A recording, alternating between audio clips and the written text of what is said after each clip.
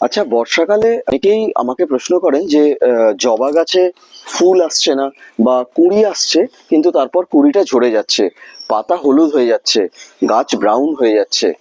Specially ফুল না হওয়া এটা একটা বর্ষাকালে কিন্তু প্রধান কারণ।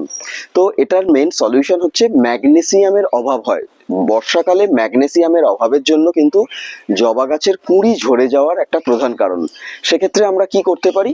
আমরা যেটা করতে পারি সেটা হচ্ছে ম্যাগনেসিয়াম সালফেট, বা যেটাকে আমরা এপসম সল্ট বলি। এই ম্যাগনেসিয়াম সালফেট কিন্তু স্প্রে করতে হবে। কিভাবে স্প্রে করব? না, আমরা 1 চামচ ম্যাগনেসিয়াম সালফেট, যেটাকে এপসম সল্ট বলে, সেটা আমরা 1 লিটার জলে গুলে সেটা একটা সলিউশন তৈরি করে নেব। তারপর সেই সলিউশনটা জবা গাছের মাটিতে বা জবা গাছের গোড়ায় আমরা কিন্তু 250 ml করে দিয়ে দেবো। আবার এই ম্যাগনেসিয়াম সালফেট বা এপসম সল্টের যে সলিউশন যেটা, সেটা আমরা গাছেও কিন্তু স্প্রে করতে পারি। মনে রাখবেন কখন স্প্রে করব? না, স্প্রে করব হচ্ছে বিকেলের দিকে, যেদিনকে বৃষ্টি নেই, অর্থাৎ শুকনো দিন আছে, সেদিনকে আমরা স্প্রে করব, বৃষ্টির মধ্যে কিন্তু স্প্রে করব না।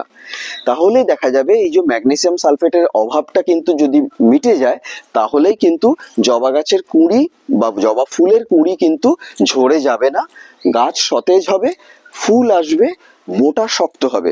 এভাবে কিন্তু বর্ষাকালে আপনারা জবা গাছে আবার কুঁড়ি ধরিয়ে ফুল পেতে পারেন।